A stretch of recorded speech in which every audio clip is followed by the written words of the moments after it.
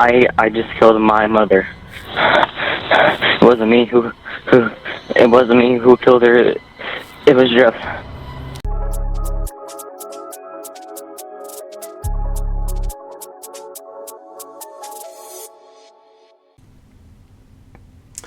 Alright guys, welcome back, or welcome to the channel. This will be my very first episode, I guess you could call it, of the true crime with TRM. How's that? So if you're new, feel free to drop a like, share, comment, subscribe, all that good stuff. It really helps me out. So with these, I'm usually doing music video reactions. These are going to be a little bit longer videos. So I'll do my best to try not to stop it as much as possible. So kind of always been interested in the true crime mystery. I think all of us have some sort of desire to kind of find out what goes on with some of these people. It's crazy. So this channel is called Explore With Us. I'll leave the original link down below. So with all that said, we're diving right in. I just killed my mother. It wasn't me who it wasn't me who killed her. It was Jeff. Oh God, no. This ain't happening. He killed her. I couldn't imagine, I don't think any of us could comprehend this kind of a phone call. Oof. He snapped. Shane?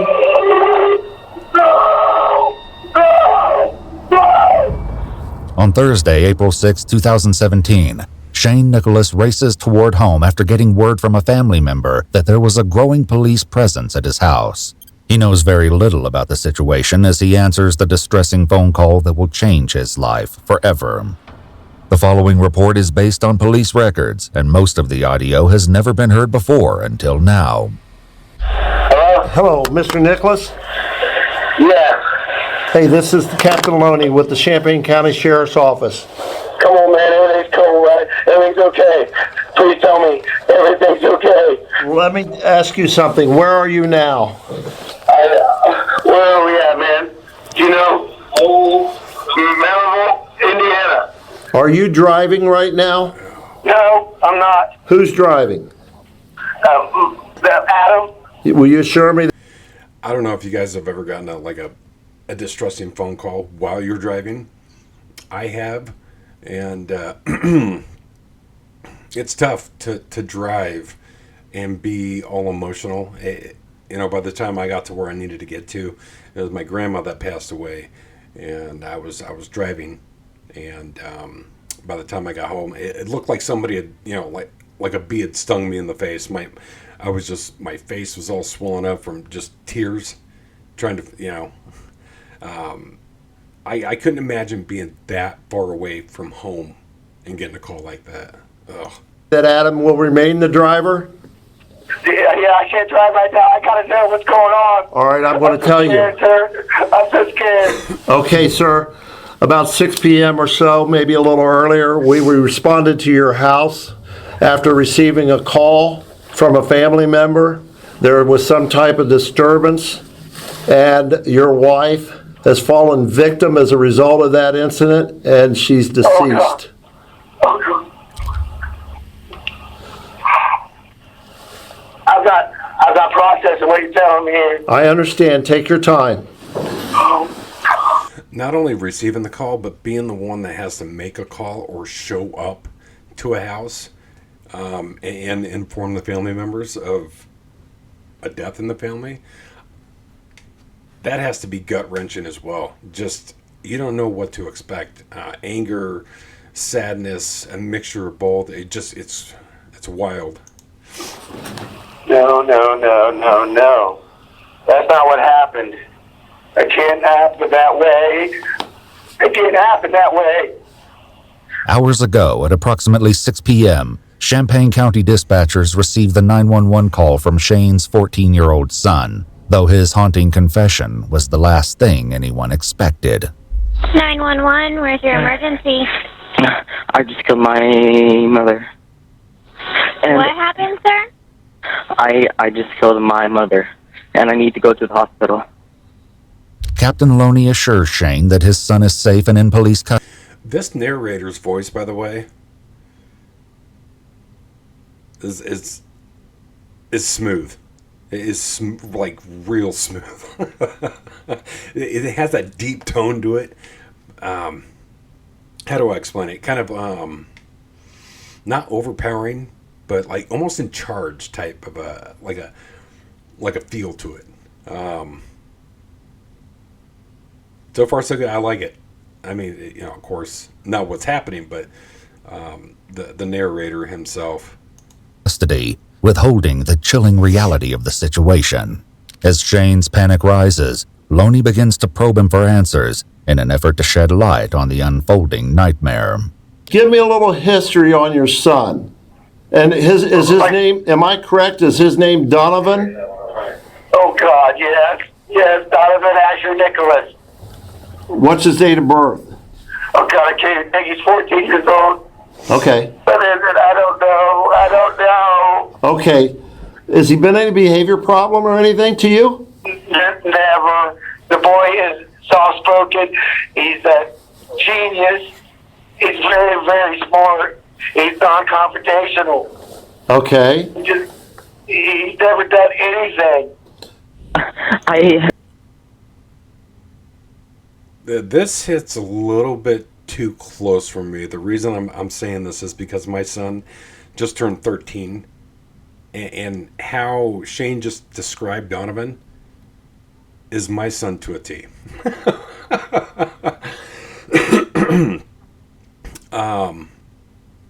Now, of course, it's wild to stuff like this you can't even comprehend. It's crazy. I didn't want to kill her. No, this is not happening. Has he ever inflicted harm to any family member or anything like that? Never. No harm to anyone? Never. None. Does he have friends None. and things of that nature? No, he does not. Okay, let me ask you something. Have you ever heard of someone by the name of Jeff? Jeff. Yeah. No. Okay, no Jeff. Anybody like Jeff? Anybody that sounds like Jeff? As somebody that he talks about, maybe idolizes, whatever, who knows, No. Okay. So Not at all. Why? The confusing question stems from Donovan's earlier admission to the 911 dispatcher, as his confession takes a dark and twisted turn. It wasn't me who killed her. It was Jeff. What happened? Who did it? Jeff. Yeah.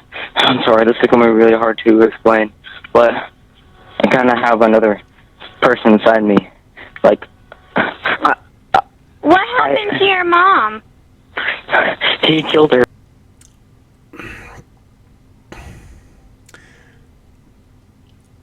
I guess on a positive note, my son, has tons of friends, but it doesn't necessarily mean, in the future. It just,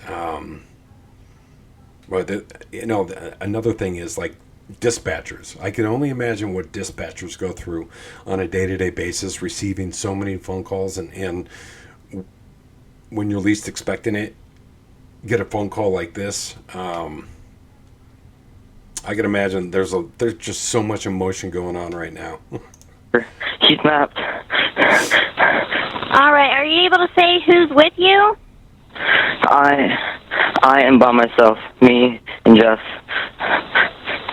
But I swear it wasn't me. It was Jeff. Jeff is inside me. Jess is inside you? Yes. Okay. He sometimes takes control, and I've no control over him.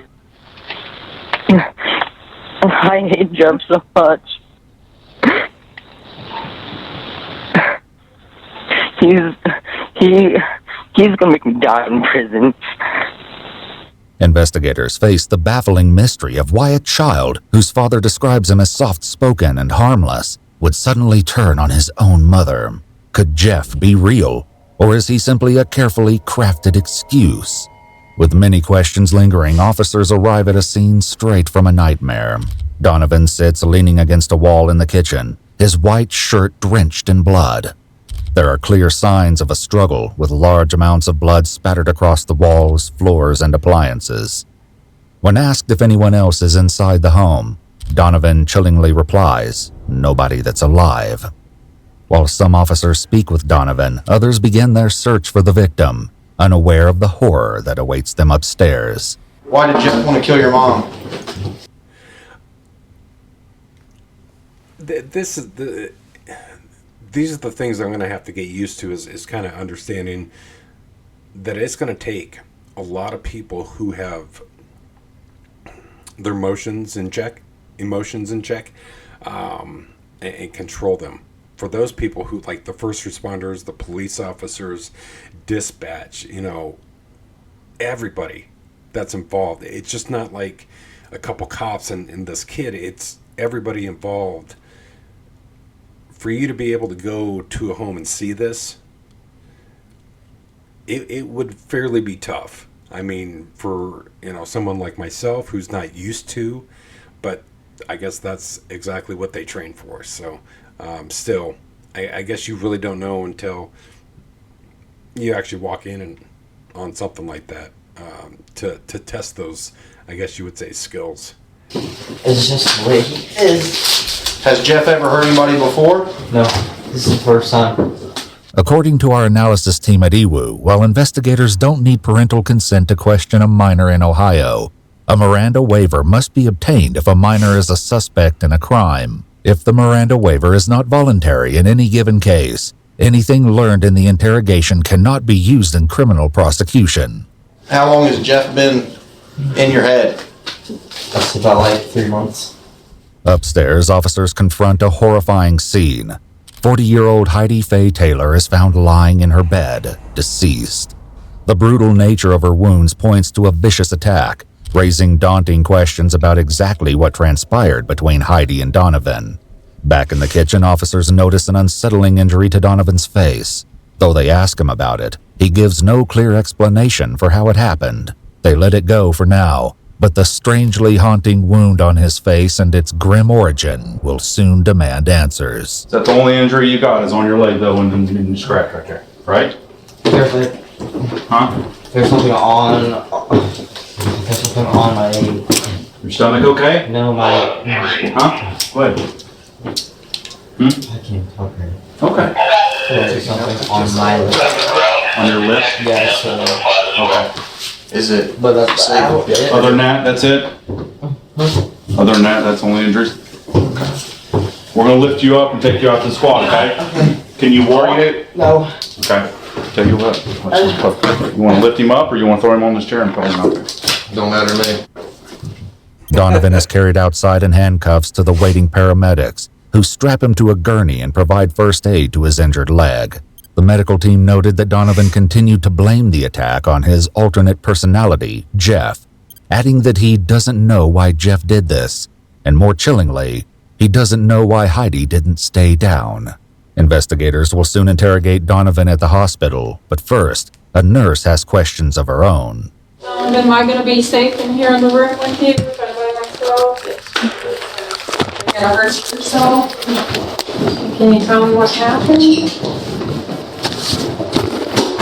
want to wait until we're done? Yeah, and also totally forgot about, anybody at the hospitals. If they have to take them, clearly they had to take them.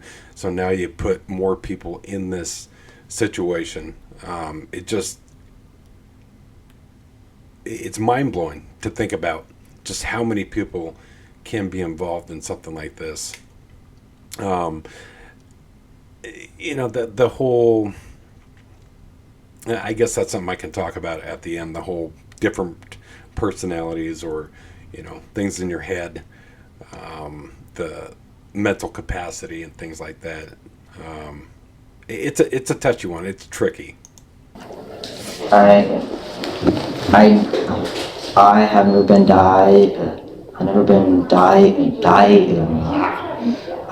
diagnosed. basically the easiest way I can say it is multiple personality, but I really can't explain it.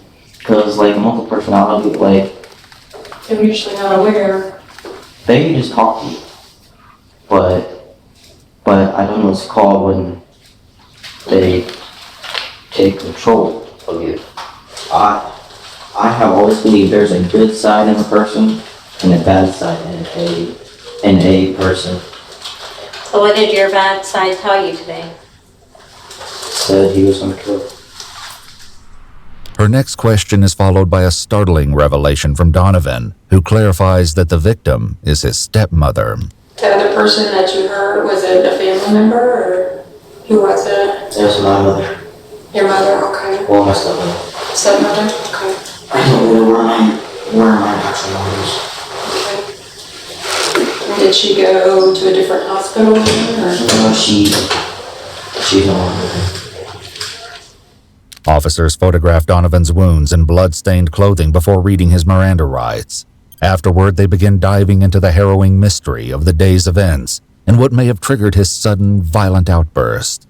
Anything happened today at school? No. Did you have a bad day today or anything, or how was school? School was totally fine. Investigators would later ask a similar question to his classmate and best friend Tatum, seemingly in an attempt to uncover any clues or warning signs that may have hinted at what was to come. Have you noticed any changes in Donovan's behavior recently? No, actually, if anything, he seemed a little bit happier, like at school.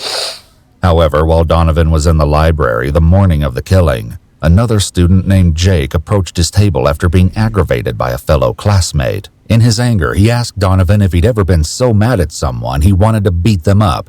Donovan eerily replied, "No, but I would stab someone." The student shrugged it off as a joke, unaware of the brutal acts that would take place later that evening. And that's real tough. I mean, if that's his friend that came up to him and talked to him. I mean, friends say some dumb shit to one another, but we don't, being that young, taking it as serious. I don't put any sort of blame on the kids if they hear something like that out of Donovan's mouth. It's maybe some signs, but do you really believe everything that your friend tells you? It's kind of one of those weird situations. So, other than what you told me about him so far, were there any other emotional problems that you saw or anything else going on that we need to know about? Not that I know of. Okay. However, a chilling journal entry begins to hint at a darkness growing within Donovan. In it, he describes his dream utopia in which all emotions are eradicated. He makes an exception for love, cryptically stating some people kill for love. But what did Donovan kill for? Shockingly, the journal isn't the only clue that something sinister was brewing. His English teacher would later discover a letter he wrote to him just before leaving school the day of Heidi's killing. However, its discovery would come far too late.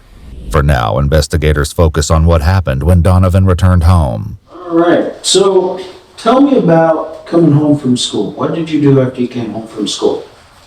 I took a I took a nap. You took a nap. So you got home at 3, you took a nap. How long did you sleep? I'm gonna say about like an hour. It was supposed to be for a half hour. But okay. So you took a nap. Why do you say it was supposed to be for a half hour? Who told you it was supposed to be a half hour? My stepmom. Okay. First, I asked if it could be a half hour. She said yeah.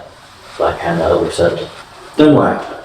After I woke up, I started cleaning my room. Then I kind of think Jeff wanted to come on. And then who? Jeff wanted to, Did you ever tell Dad or stepmom about Jeff? Why not? Because I was afraid they wouldn't believe me.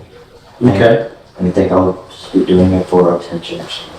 Did you tell anybody else about Jeff? I told the press. I told Jeff. Who's the two people? After reassurance from the officer that he just wants to ask them questions, he reluctantly gives him 2 names. Her name's Tatum, and my good close person, friend, I guess, my girlfriend. Who's that? Madison. Madison?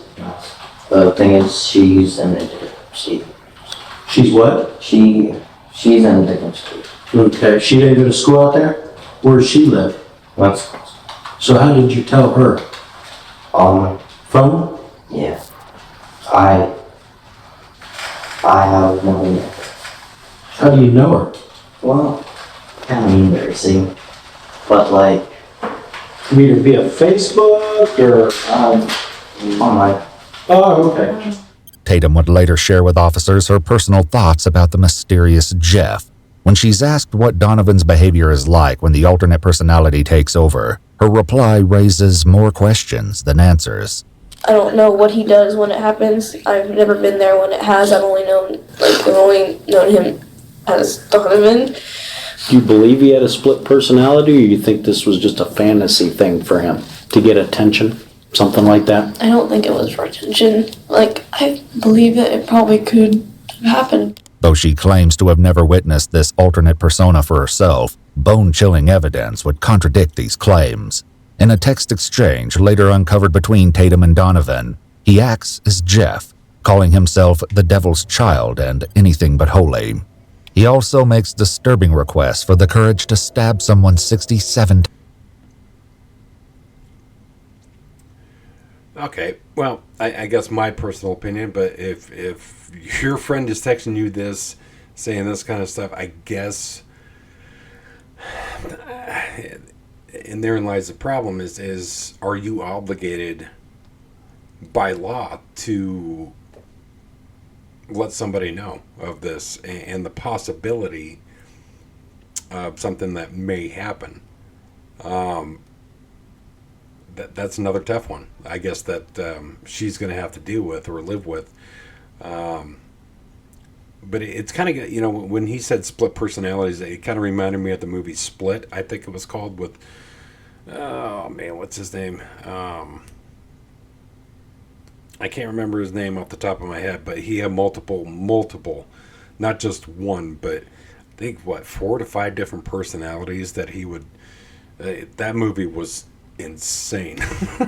times, and tells Tatum he's a lot different than Donovan, who would never kill anyone.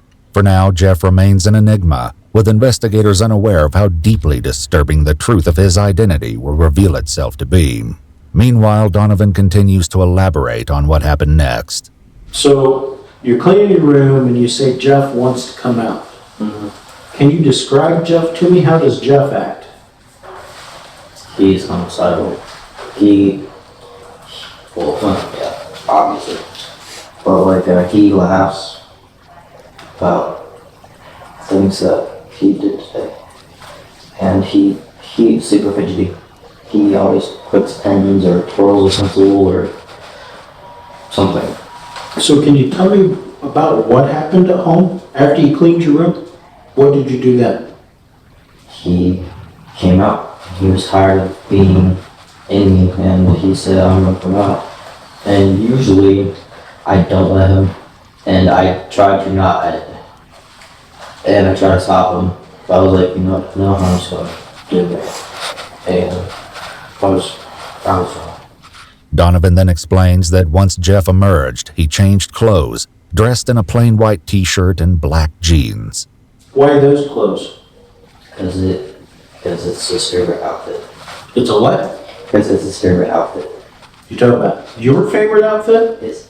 His, you mean Jeff? Mm-hmm. Mine, I never wear white gets dirty. So, change clothes, and then what happened? He grabbed a knife, and he carved his stupid smile on his face. Just gonna wipe the white off and look so stupid. Donovan indicates that he intentionally grabbed a knife and then grabbed the lancet to complete the cuts on his mouth. Good. Both acts demonstrate a level of preparation and forethought.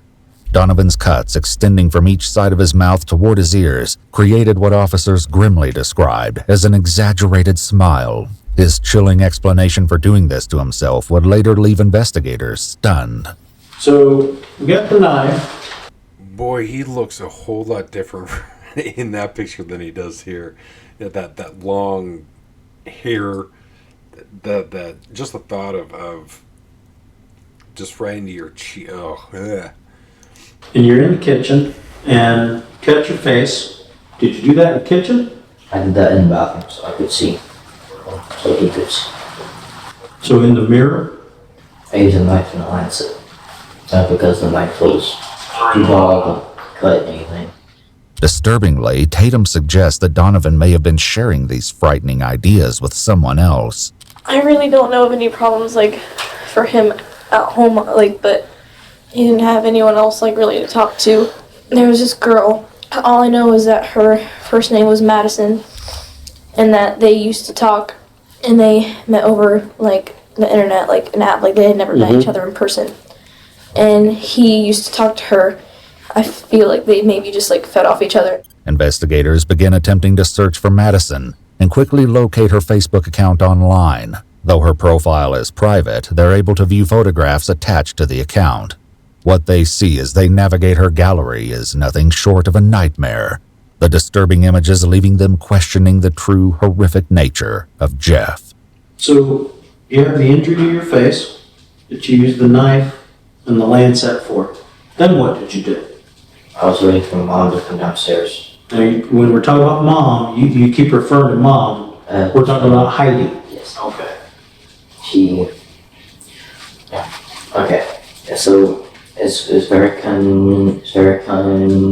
confusing because like when I say me, I could either mean me or Jeff, but okay, like at this time period, I mean Jeff, but I say me because it's my physical being. Okay. But it was he who acted. It was he who controlled. With that settled, Donovan continues to detail the harrowing account and the shocking moments that led to the brutal attack. You're downstairs. Yeah. You waited for her to come downstairs, so she's upstairs? Mm-hmm. She was upstairs, but she was taking too long, so I called her downstairs. What did you say to call her down? I said, Mom, can you come down here for a second? God, I'm never expect this to it's not enough. So she came downstairs? Mm-hmm. What happened then? Do I have to explain how it all happened? Well, it would be helpful. That way we know what happened to her. I think you kind of owe your stepmom, a little bit of telling what happened. I mean, otherwise nobody's going to know what happened to her. You know what I mean? I think you personally care about your stepmom. Maybe Jeff doesn't care about your stepmom, but I think you do. Jeff doesn't. Me? Yeah, having step-parents, I have a stepdad, and when he came into my life, I was, what was I, about senior in high school. And of course, that was the rebellious time, but he showed us nothing but love. So I respected him for that. He didn't try to come in and try to set rules. And I mean, sure, there were rules, but it's just, I don't know. I guess it just depends on how you were raised and how you treat others. But that man is more than I can have ever asked for. So it's, and I know step parents can be, some come into a relationship and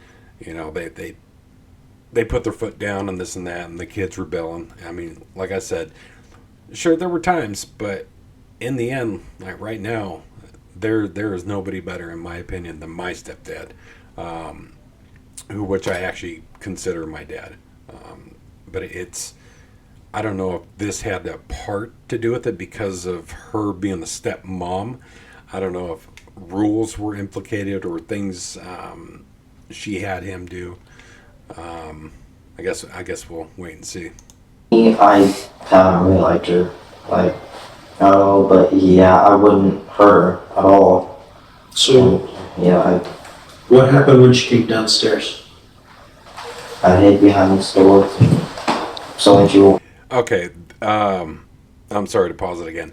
James McAvoy is the guy who I was thinking about with the personality. I couldn't think of his name, and I was sitting here thinking about it the entire time, trying to soak this all in. James McAvoy, the guy who played Split, the one with multiple personalities that would take over.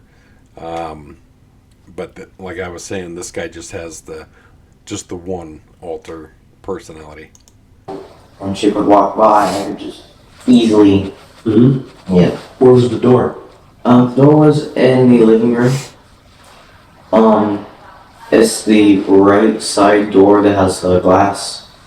Anyways, when she came by, I kind of had like a panic attack because I can't believe Jeff was making me do that. So what happened after that? You said she came by. What happened after Came she by, came by? and I'm glad that he did this, but I wonder if they got a smaller kid. They got a bunch of like younger, I guess you would call it younger age toy or younger kids' toys laying out, or is this just how they kept their house? Nothing bothers me more than just random clutter. I mean, pet peeve. Just all this stuff is so random. I mean, literally, there's almost like, it looks like an empty box right here, and there's just stuff. I don't know, maybe it could have been thrown out during the scuffle. But he hugged her. He did. And then after he hugged her, Mom was like, "Why'd you touch your face?" So what happened then? He began.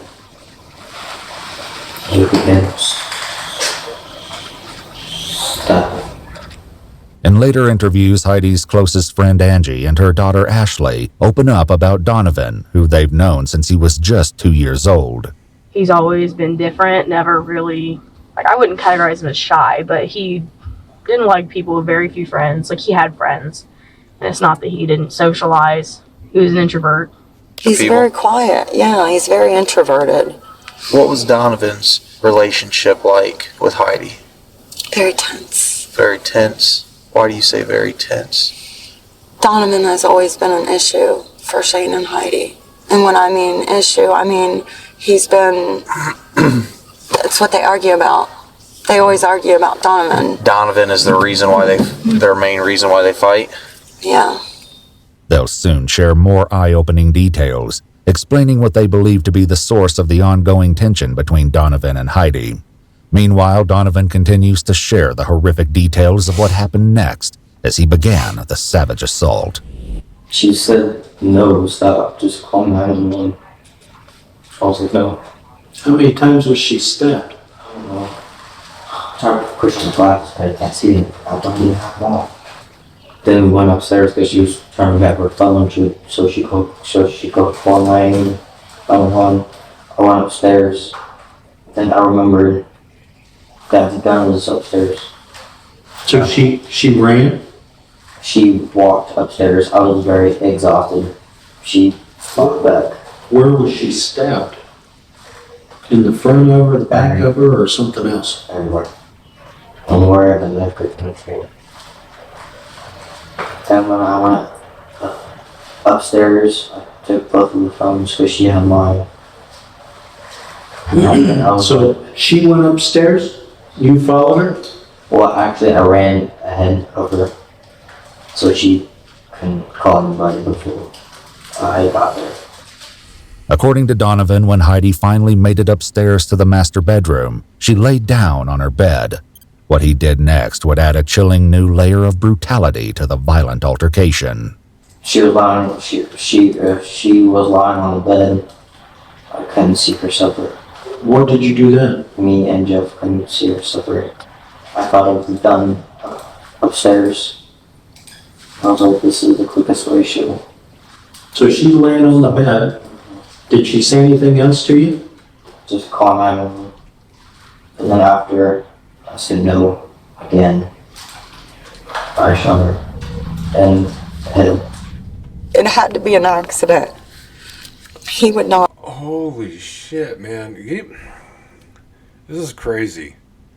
Not not only suffering through the stab wounds and then ultimately, going through that like pain. I can only imagine the severity of the pain, and then just. But I know they argued a lot. She was very frustrated. And you said it had to be an accident. That's what I believe, yes. I don't think that either one of them know they get mad at each other. I don't think that they would ever hurt each other. Not intentionally. Kids and parents, they argue. They fight. Did the bullet strike her? How far away from her head were you? But we both wanted her to stop suffering. Jeff likes to do this, but he doesn't like it. But he doesn't like when people suffer. And which hand did you hold the gun in? Well, both. I used to pull the trigger. I used both so I could aim and also didn't have to shoot twice. A coroner's report would confirm the cause of death as a gunshot wound to the head, with more than 60 multiple sharp force injuries to her body. A tip of the knife blade was also extracted from her skull, while the firearm was located on the bed, lying next to her body. Did you know any history of any? This is this kind of shit. It just gives you nightmares. It's awful. And I think we're about to get to the reason of why exactly. Like they were saying, step parents. It's just the children. Oof. No, you're not my mom. No, you're not my dad type thing. You can't tell me what to do. It's kind of one of those cases. That's what I'm thinking. Anger issues, any mental illness, any, depression, anxiety. She wanted to take him to a doctor. Heidi wanted to take him to a doctor? And her and Shane had talked about it. Why did she say that she wanted to? Was she seeing things? Because maybe he was going through a depression. The fact that he was withdrawing, it was like 3.5 years ago. He started to withdraw from them. Back at the hospital, the investigator urges Donovan to continue, and he soon explains the horrifying cause of the self-inflicted wound to his leg. So you threw the gun down on the bed beside her, and then you went back downstairs? Exactly. What did you do downstairs? I was gonna leave. Jeff was still taking control. Mm-hmm. I noticed my legs are hurting real bad, and it was all wet and slimy. I pulled up and there was a deep gash in my leg. I freaked out. How did you get the gash in your leg? While I was trying to hurt her, she fought back, and her legs were tangled and. Her what? Arm. Oh, legs. Yeah. So you were wrestling with her? Yeah. Did you end up on the ground? Yeah, we both did. We wrestled a lot, and then I saw her body. I didn't care where my legs were. I don't know. Take a breath. It's okay. Take a deep breath.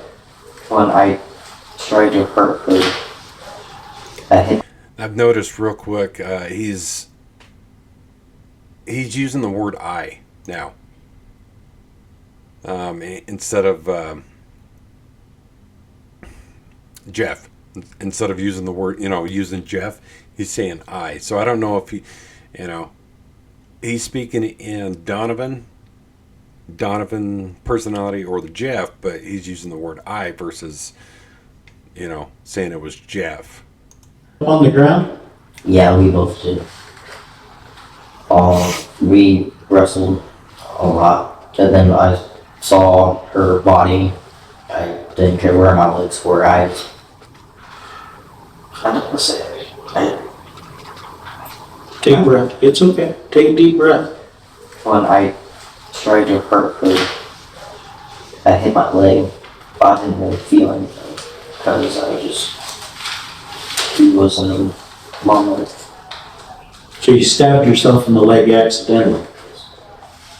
As Angie and Ashley continue to elaborate on Heidi and Donovan's tense relationship, they delve deeper into what they believe may have been the root cause of their conflict. Everybody knows that there has been tension between them. And just by tension, like you said earlier, you just mean them not necessarily getting along because she wanted to discipline. Yes. And yes, like any 14-year-old, right. You don't want to be disciplined. No. You know, she would take the phone. His dad would give it back to him. Yeah. You know, she would take the game system. 2 days later, his dad would give it back to him. Yeah. Or, you know, he would be grounded, but his dad would go take him shopping and spend like $400 on him. It was an issue. He can be very manipulative. He tries to get his way by getting up underneath your skin and kind of forcing you to do what he wants. And a lot of times he would try to do that by using his dad. He would never get punished for anything. So she was. He never knew a consequence. She was more the punishing role. Yes, she was. Now, when you say punish, what type of punishment do you like? Taking the game system away, or taking his phone away, or making him do a chore. You know, I mean. That's one thing I will say right now is my son. This is totally opposite of what I believe Angie is her name. Yeah, I'm totally opposite of what Angie does. I'm not the enforcer. I guess I should be, but to each their own. You raise your kids how you want, and I kind of figured, had an idea, just that little sliver in there earlier, saying that now step parent putting in the rules and the kid's not liking it, and it kind of seems like this is probably what it's gonna be. She never touched him or physically. She wouldn't even spank her children, if that's what you mean. In an earlier conversation with the hospital nurse, Donovan... She said her children. I don't know if Angie had also children from a previous marriage as well, and that's probably the reason for the messiness in the house. Then you get a pass. You get a pass. And explained what led to his next decision to contact the police and confess to the harrowing crime. After he did it, he noticed the cut. He's scared. He's mad at me because I called the police. And I was scared. I was like, I just did a really bad thing.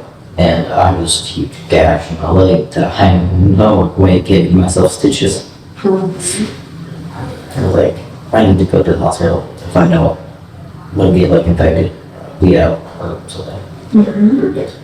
So he's mad at me for coming here.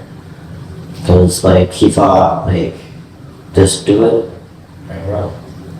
Now I also can't run, so was smart enough to make plan B. So he just, just like he would be here with it. I want to go back inside my head now. So he's gonna cause a trouble and leave you hanging? Yeah, that's not fair. I would never want to hurt anybody. To be honest, the only reason why he called 911 was to fix it. Because maybe it's because he's this is at the hospital. He's talking to the nurses, so I don't know if this is like literally. It'd have to be right after they, came to the house and picked him up. But you can see the difference in how he's speaking is with the nurses. He's using a lot of he, meaning Jeff, and then with the detective, he's using a lot of I's. He started using a lot of I's, like I did this, I did that. So a little thing that I caught. Fine. Wouldn't be here, and he would still take over me. He wouldn't let me come out. I don't know if that's okay. While investigators have now learned the devastating details of what happened to Heidi, they still have little to go on when it comes to establishing a motive. Angie and Ashley's accounts of their strained relationship don't explain what could have caused Donovan to violently snap. According to our analysis team member at EWU, while a host personality can be aware of alternate personalities, it's very unlikely for the host personality to be aware of specific details that occur when an alternate is taking the lead. If truly an alternate personality existed, Donovan would not know the details and thought process of each step of the crime. So cut to your face, what's the significance of that? It was his smile. It's what? It was his smile. Do you watch a lot of movies? What other character has a smile like that? Jeff the Killer. That's where Jeff kind of came from. But that's just a story. It wasn't a movie. What's that story? I'm not familiar with it. It's called Jeff the Killer. What's it about? It's about this kid. His name is Jeff. And he moved into a new house. Mm-hmm. Anyways, long story short, Coke Pigs bullied him and beat him. So the first time he stabbed one, just to get away. Second time he was also defending himself, because they came back again and they were trying to kill him. Then he killed the leader, and then the second leader, the second person I heard, the second person named Keith, he set him on fire. That's why his skin's all white and his hair's black. And then after he killed Randy, he snapped, and when he came back from the hospital, he was pure white. Okay, well, this is some shit I've never heard of. Jeff the Killer, I've never heard of this whatsoever. Maybe I'm too hidden. A white shirt, a white hoodie, black pants. I came home and put a smile on his face. Creepypasta is both a website and a term for horror-related stories and images that are shared online. Donovan earlier explained his fascination with the website to the nurse, mentioning names that may be hauntingly familiar. Creepypasta, right? Yeah. What kind of, besides this Jeff on there? I've never heard of that myself, and I don't know if I want to venture down that road. Of course, everybody's first thought when he asked, what he was doing with the smile on his face, it's, of course, the Joker. That's where my first thought was to the Joker. By the way, me personally, it's a toss-up. Heath Ledger, Jack Nicholson. Both the best Jokers. I guess debate. Who's better in the comments, right? What else is on there? Jenna from Slenderman and I do recognize that name. Slenderman, I've heard that name before. I don't know much about it, just like with the creepypasta, I have no idea about that. But Slenderman, I have heard that name before. Slenderman? Slime Dog, Alice Jack, Ben Drowned, The Rake. There's a lot. It's really good. It's really cool. Jeff the Killer, one infamous character, first began circulating as an image in 2008. Its disturbing origins widely disputed in online forums. The image has inspired many artists and even fan films. Another friend of Donovan's named Skylar sheds more light on Donovan's chilling fascination. He was kind of one of those people who, obsessed with scary stories. At least that's how I saw it. He had a picture on his phone that was Jeff the Killer, which is what he mentioned. So that kind of, I never heard about it until I met him. And I was like, that's a pretty weird story. Though depictions of Jeff the Killer vary, several haunting details remain eerily consistent. He's always seen depicted with a wide, sinister grin, wearing a white t-shirt or hoodie and black jeans, the same clothing Donovan put on as he claims Jeff took over. When's the first time he ever brought up this Jeff the Killer? He actually never brought it up to me. I saw it on his phone. Oh, you saw it on his phone. Did you ask him, hey man, what is that? Yeah. And then he told me, that it was a creepypasta story called Jeff the Killer. So I looked it up and I thought it was one of the creepiest stories ever. However, it was Madison's Facebook page that truly left investigators stunned, as multiple drawings of Jeff the Killer filled the photo gallery. Determined to uncover the truth, investigators continue speaking with Angie, who claims she left the house just before the brutal attack. He was taking laundry down, and then he was standing in his room, as she's telling me how she caught him. Because when I came upstairs, she said, "Don't even ask me for your damn phone because you're not getting it." So he was standing in the room and she said, "Don't even ask me for your damn phone because you're not getting it." Yeah, something like that.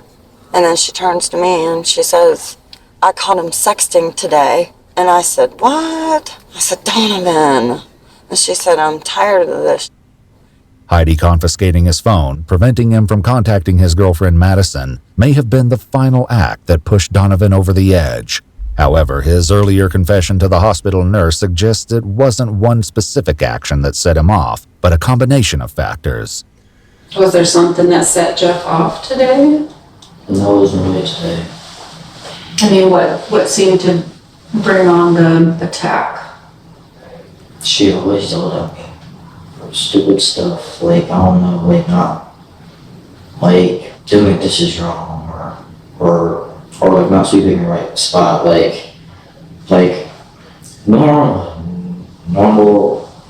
parents yell, but not at the absolute top of their lungs for not doing this straight.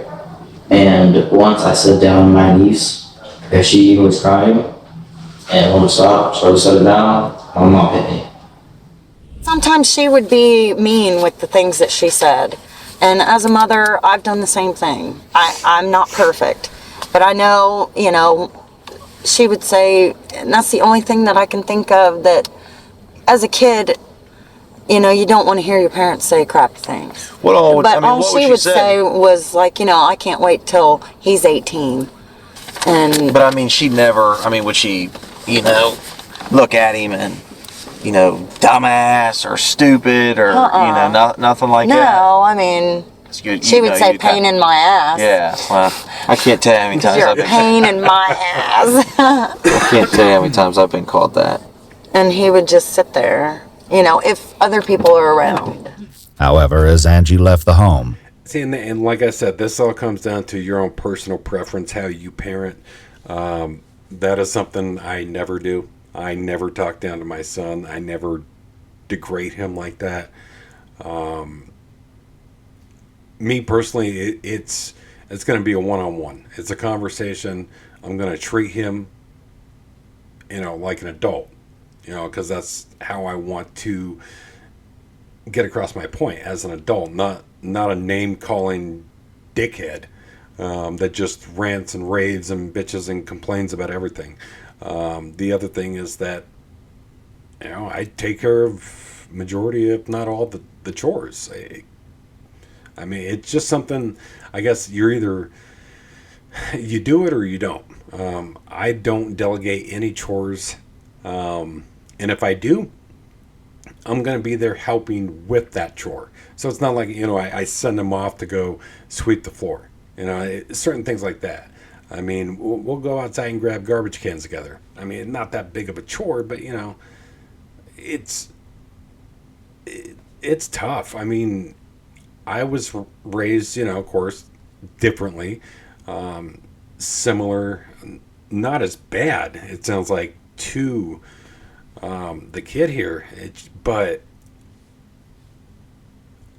like I said, you're allowed to parent the way that you see fit, but that this kind of parenting is not how I do it. So Heidi and Donovan were alone when Donovan viciously ended her life. Later, Donovan's teacher contacted detectives about a letter Donovan left for him before leaving school the day of the killing. In the letter, he describes reading a book about a serial killer, his haunting words leaving sinister clues about his intentions. He claims killings are a part of human nature and can't be stopped. The letter and the glaring warning signs would be discovered far too late. Following his treatment at the hospital, 14-year-old Donovan Asher Nicholas was arrested and charged with both murder and aggravated murder. with mandatory prison time for a year each for having a firearm under his control while committing the crime and for using the firearm during the crime. He was transported to the Central Ohio Youth Center. On July 2018, Donovan was found guilty of all charges and sentenced to life in prison with the possibility of parole after 25 years. However, 5 years later, on June 15, 2023, the Ohio Supreme Court overturned the sentencing, stating that Donovan, a juvenile at the time of the crime, had his due process rights violated when the court used its discretion to certify him as an adult. These records are confidential. While we haven't been able to verify these details, according to news reports, Donovan has been released from jail. Iwu reached out to Donovan's family to determine his whereabouts and didn't get any response.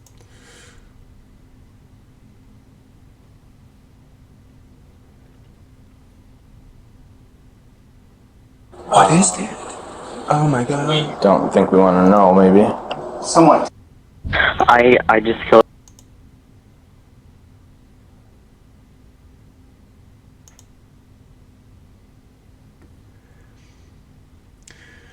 All right, so there was my very first true crime reaction. Certainly interesting. I kind of figured, being that he was charged as a minor, as an adult, that they would come back in and redo that, I guess you would say, or lessen the sentence. To each their own, I guess. Mentally, I can't remember the age, but I believe males, they don't reach their full capacity. That's going to be funny. Mentally, until I think early 20s. I could be off on that, but me personally, I still haven't, I'm